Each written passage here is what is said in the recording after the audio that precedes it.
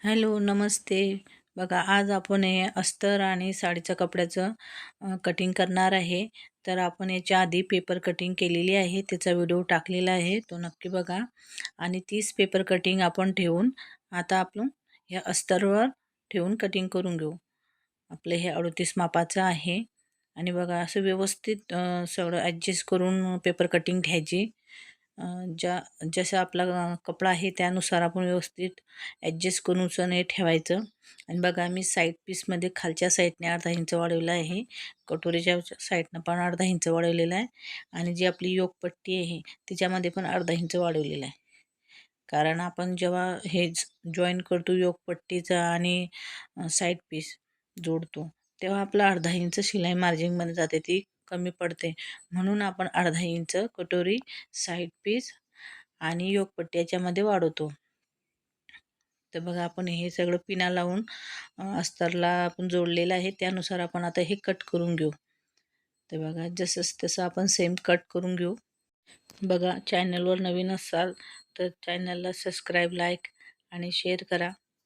आता माझे 3 महिने झाले व्हिडिओ आले नाही, कारण माझी तब्येत खराब होती. मला चक्कर येत होते, म्हणजे मानेमध्ये गॅप झाला शिलाई कामामुळेच. तर माझे 3 महिने जे गॅपचा प्रॉब्लेम सुरू झाला.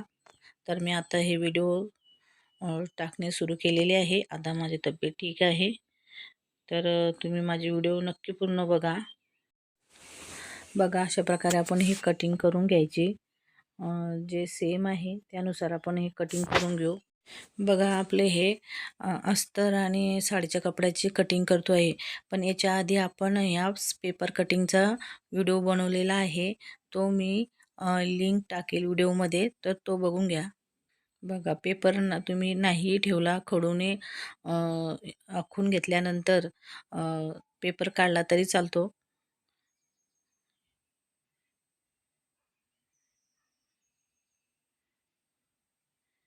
हे बघा, आपण हे सगळं कटिंग करून घेतली अस्तराची पेपर ठेवून.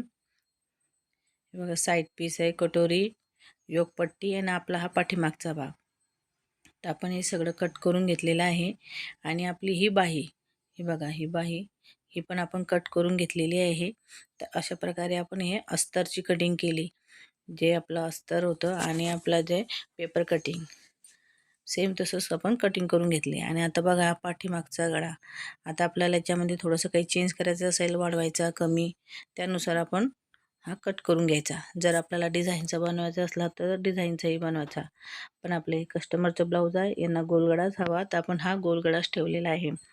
तर बघा, जे आपल्या साडीचा कपडा आहे त्यावर जे आपण कटिंग केलेली आहे ते सगळं आपण व्यवस्थित ठेवायचं.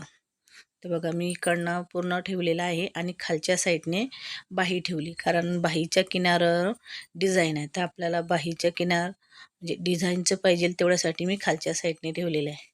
आणि हे बाकीचं वरच्या साईडने. हा, तर आपल्याला पाठीवरही काठ आला पाहिजे, तर त्या हिशोबाने मी असं एक साईडला काठाकडे ठेवलेलं आहे. आणि बंद बाजूकडून आपलं हे कटिंग ठेवायचं, म्हणजे पाठीमागचा भाग बंद बाजूने ठेवायचा, ओपन बाजूने ठेवायचा नाही, नाहीतर आपले 2 भाग होऊन जातील. म्हणून केव्हा ही कटिंग अस्तरची असो हे आपल्या साडीच्या कपड्याची, हे बंद भागाकडूनच ठेवायचा पाठीमागचा भाग. तर बघा, जे आपण हे अस्तरची कटिंग केलेली आहे ते आपण पिना लावून आपल्या साडीच्या कपड्यावर ठेवून सेम तशीच कटिंग करून घेऊ. बघा, आपण जी ही कटिंग आहे फास्ट च्यामध्ये करून आपण ही कट करून घेऊ, कारण आपल्याला सेम ठेवून कट ते करायची आहे. तर हिच्यात तेवढं सांगण्यासारखं नाही आहे, आपण सेम ठेवून कट करून घ्यायचं. तेवढ्यासाठी मी हा एवढा भाग फास्ट केलेला आहे.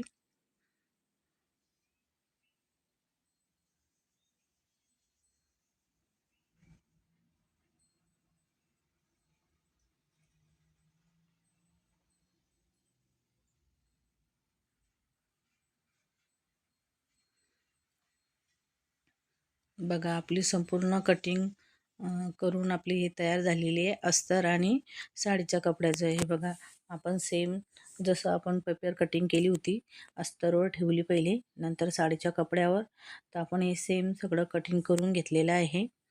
बघा, आणि आपला हा जो पाठीमागचा भाग आहे त्याच्या गळ्याचं बी आपण हे साडीचा जो कपडा आहे तो कट करून घेऊ गळ्यानुसार. हे बघा, आता आपली ही पूर्ण कटिंग तयार झालेली आहे. कपड्याची अस्तर आणि पिसाची कटिंग झालेली आहे. तर व्हिडिओ पूर्ण बघा नक्की, आणि आपला पुढचा व्हिडिओ शिवणकामाचा असेल तोही नक्की बघा.